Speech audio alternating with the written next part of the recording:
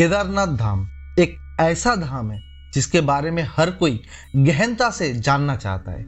इसके लोकप्रियता एवं प्रसिद्धता को देखकर हर किसी के मन में यह प्रश्न उठता है कि आखिर केदारनाथ मंदिर से जुड़ी अनकही मिस्टीरियस बातें क्या है।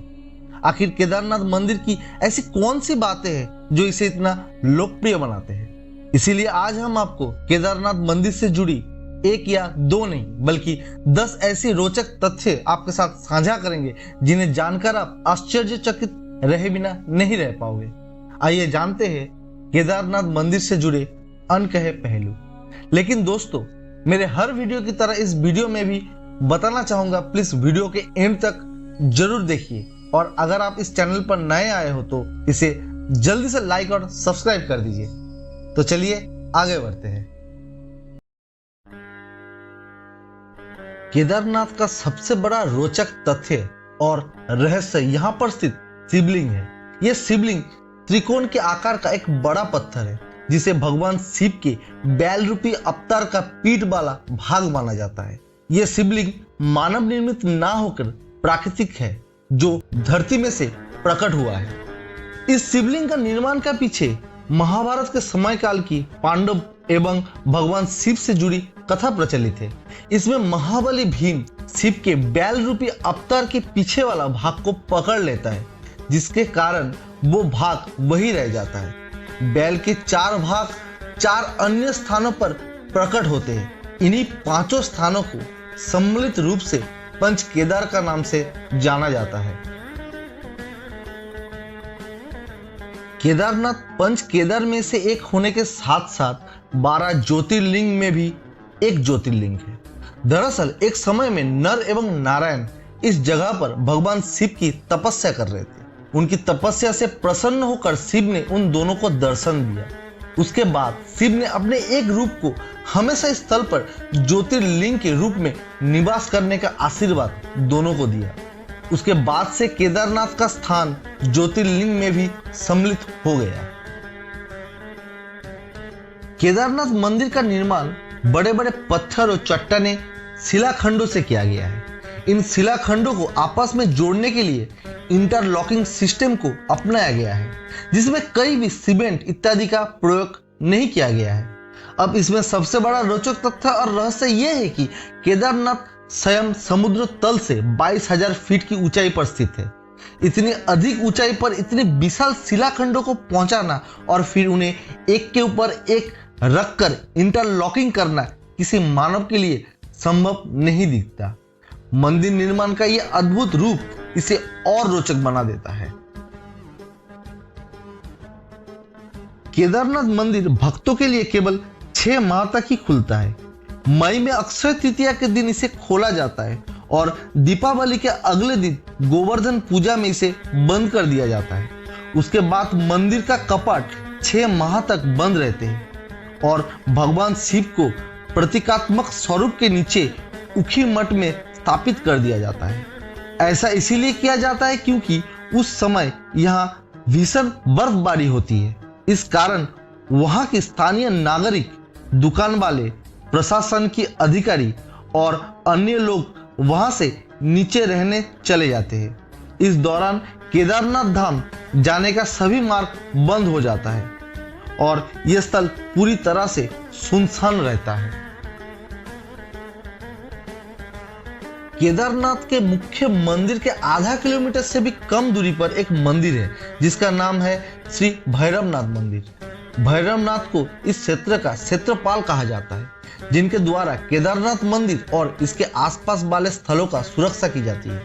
जो कोई भी केदारनाथ की यात्रा पर जाते हैं उसका इस भैरव मंदिर में दर्शन करना आवश्यक होता है, अन्यथा केदारनाथ की यात्रा पूर्ण नहीं मानी जाती है। सर्दियों में भी बाबा भैरवनाथ के द्वारा केदारनाथ मंदिर की सुरक्षा और पूजा की जाती है।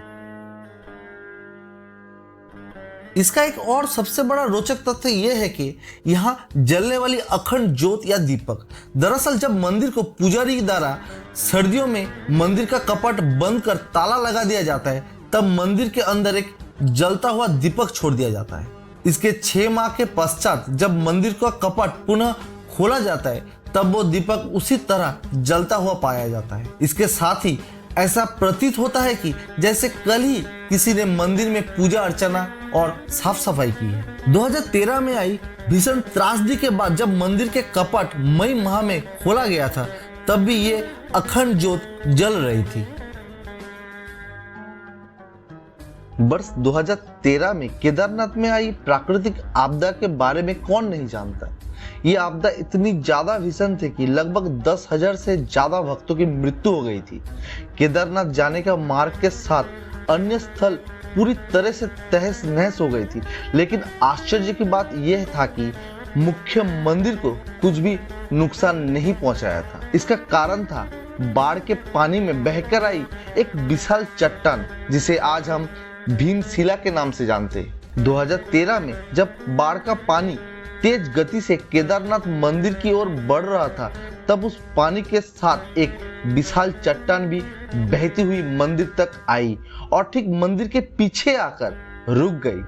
बाढ़ के पानी उस चट्टान से टकराकर दो भागों में बढ़ गया और मंदिर के दोनों ओर से निकल गया। इस कारण मंदिर को कुछ भी नुकसान नहीं हुआ था। ये एक चमत्कार ही था जिसे संपूर्ण विश्व ने देखा था।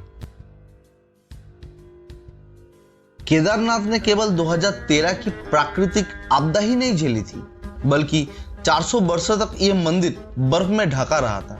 जी हाँ, सही सुना आपने। वाडिया इंस्टीट्यूट हिमालय देहरादून के द्वारा एक रिसर्च किया गया था, जिसमें बताया गया कि 13वीं शताब्दी से लेकर 17वीं शताब्दी तक इस जगह पर भीषण बर्फबारी हुई थी। उस बर्फबारी में न केवल केदारनाथ मंदिर बल्कि संपूर्ण क्षेत्र बर्फ में दब गया था। तब 400 वर्षों तक केदारनाथ मंदिर पूरी तरह से बर्फ में ढका रहा।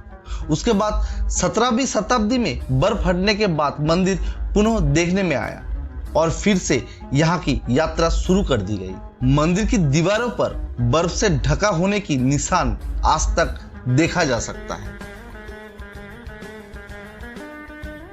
केदारनाथ मंदिर से जुड़े एक और रोचक तथ्य जिसमें जुड़ा हुआ है यहाँ का पुजारी।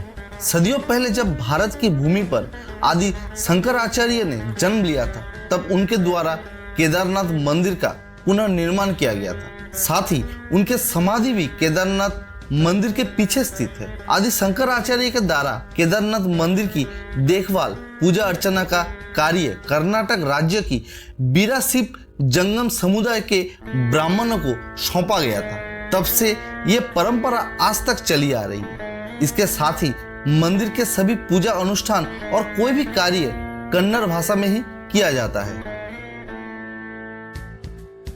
पुराणों में यह भविष्यवाणी भी किया गया है कि भविष्य में केदारनाथ धाम लुप्त हो जाएगा। उनके अनुसार नारायण की शक्ति से पहाड़ों का आपस में मिलन होगा और इस क्षेत्र पर स्थित सभी धाम लुप्त हो जाएंगे, जिनमें केदारनाथ और बद्रीनाथ मुख्य है। पहाड़ों के आपस में मिलने से इन धामों का मार्ग लुप्त हो जाएंगे और ये एक रहस्य बन के रह जाएंगे। पुराणों में ये भी कहा गया है कि इसके बाद एक नया धाम बनेगा, जिसे भविष्य बद्री के नाम से जाना जाएगा। सो दोस्तों, वीडियो कैसा लगा कमेंट में जरूर बताइए और वीडियो को लाइक करके चैनल को सब्सक्राइब करना मत भूलिए।